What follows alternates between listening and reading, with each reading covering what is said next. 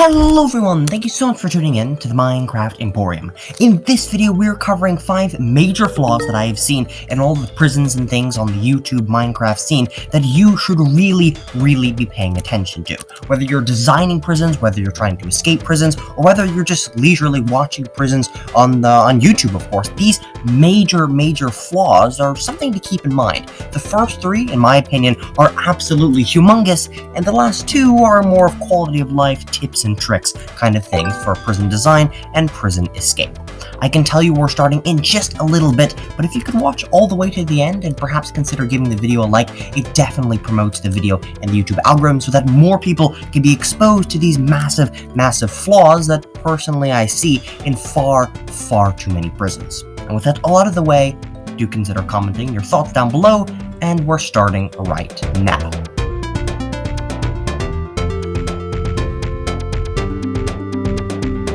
Alrighty, ladies and gents, I'm gonna cut straight to the chase and not beat around the bush. But in Bedrock Edition, at least, there is a very interesting and very useful mechanic that if the player logs out of their world and re-enters their world in what Minecraft considers a dangerous situation, they will actually be teleported far outside the bounds of that dangerous circumstance.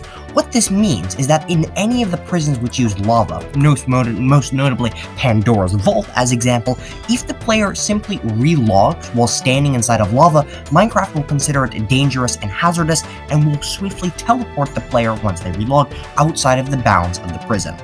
I cannot begin to express and stress to you how absurdly crazy and how absurdly weak all of the prisons soon become when keeping this thing in mind. Alright, I'm going to try to do this as fast as possible, but keep in mind, even if I do die from the lava damage, we can always try this an infinite number of times, just in case, because of the fact that the prisoner is going to respawn. Alrighty, I'm going to hop inside, hit escape, and then save and exit, just like so, and I perhaps will blur this and speed it up in post, but as soon as we re-enter into the world, and as soon as the player regains control of, their Minecraft character, we'll be completely outside the bounds of this obsidian. No matter how large the obsidian, no matter how strong the defense, we are free and ready to escape. Now, as I mentioned in just a little bit ago, it is highly possible that you will still die from the damage of the lava, but you can keep on trying as many times as you would like in order to actually free yourself from the prison. Hopefully you don't think that because I died that one single time that it is somehow impossible to escape. You would have to fill every block of the entire loaded chunks with obsidian in order to prevent this from happening. If there is a single block of lava that the player can land inside within any prison, no matter the security, they will be teleported outside of this. Here is a massive 20 by 20 block of obsidian with lava deep at its center, and as you could have clearly seen, we were teleported almost instantaneously outside of the prison. Please do not use lava in any of your prisons, because if I enter them and I can reload, for some reason the audio got corrupted at that little bit. What I meant to say is that if I can get in and relog, you're not exactly going to have a great time when you find that the prisoner has escaped far outside the bounds of the prison. Alrighty, let's move into number 2 really quick.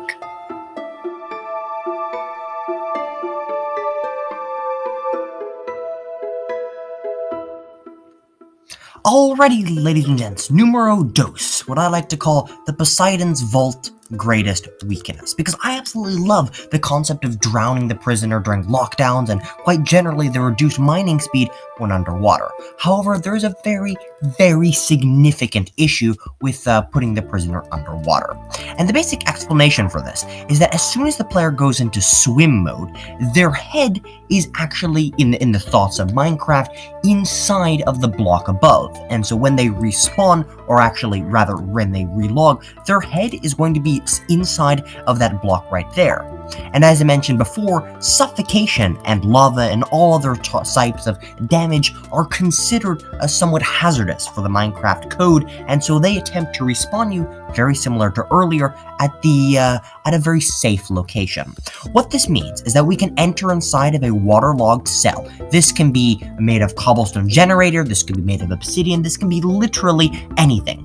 But as long as we go into swim mode and we head all the way up into the top, I prefer the top corners because that's the weakest spot, but we'll head to the center. We are now swimming with our head pressed to the roof.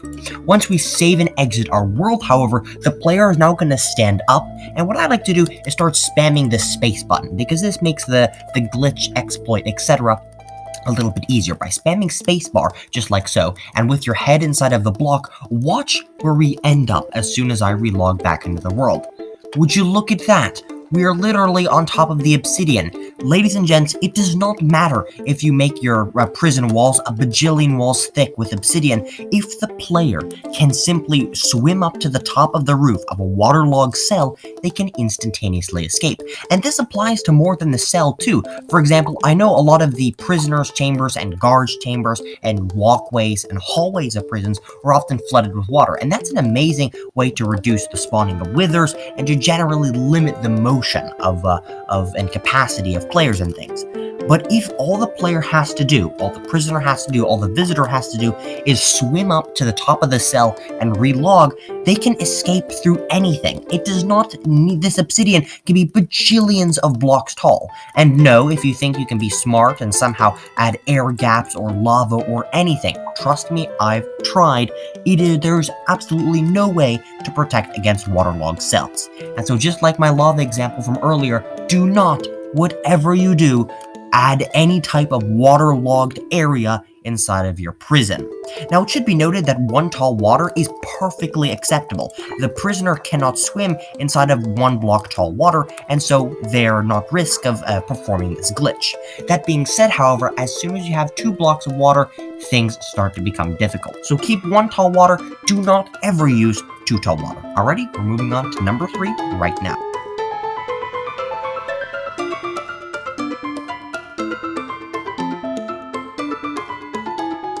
Purling through walls. This is just about as self-explanatory as it may sound.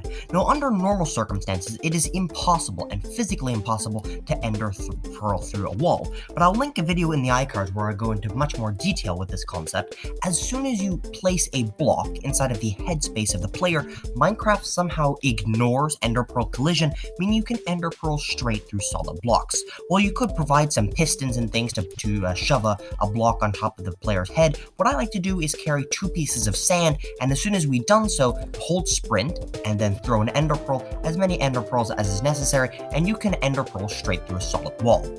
Like with all of the other things I've mentioned, I cannot begin to stress how absurdly vulnerable prisons start to become when with just 2 pieces of sand, 1, 2, we can now ender pearl through obsidian walls. Of course, the thicker the obsidian, the more damage you will take, but just chugging on some gapples makes this suffocation damage almost negligible. Again, it does not matter how thick your obsidian walls are, or even if you put some kind of defense of lava or water or anything, as long as we can place 2 blocks of sand, or really any block on top of our head, we can now ender pearl through the wall. I'm gonna dig out here just to make things a little bit quicker, but one last thing, if that vulnerability was not enough for you, is to be very, very cautious of 2 block high tall wall spaces, because in the same way that we can place sand in order to somehow mess with ender pearl collision, if you ender pearl through the corner of a 2 block tall wall space, in some circumstances, hopefully you'll cooperate on camera, you can actually glitch yourself straight through the wall, as you can see here. And the same thing happens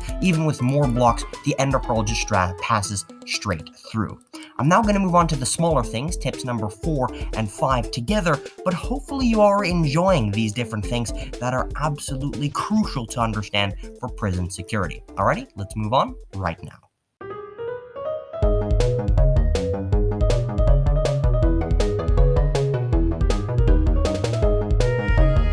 Last 2 tips and tricks, you could say, to the very, very, very small portion of people who are still watching to the end. I really do appreciate it, and if you could truly consider subscribing, it would mean the absolute world to me, of course. And the fact that you're still listening means that you're probably interested in more of the content that I have to share here on YouTube, and as I mentioned, it is completely free. You can always change your mind if for some reason you don't enjoy learning about the inside secrets of top security prisons. So in any case, again, please do consider liking, commenting, subscribing, and all of those things, but I want to touch very, very, very briefly upon Elder Guardian resistant blocks. And what I mean by that is that slime slime blocks, honey blocks, and TNT can actually be broken instantaneously even while under the effect of mining fatigue, which means that if you're in a pinch and you somehow need a circumstance where you need to place blocks and break blocks instantaneously, consider taking those along as a prisoner or as a visitor, just in case you may need them in your prison escapes and break-ins. The last thing to note is that sponges are somewhat forgotten in some very limited circumstances. They can actually be incredibly useful in getting rid of water.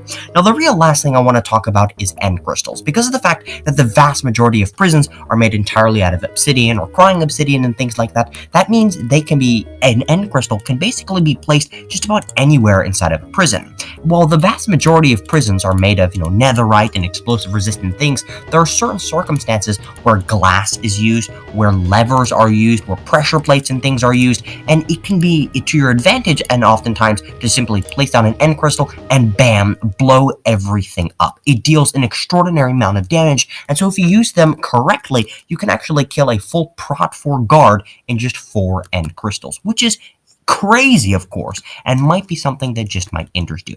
Now, that's probably going to do things for the end of today's video. As I mentioned, please do consider subscribing and liking. It truly helps with the YouTube algorithm. And with that all out of the way, I truly thank you for watching, and take care.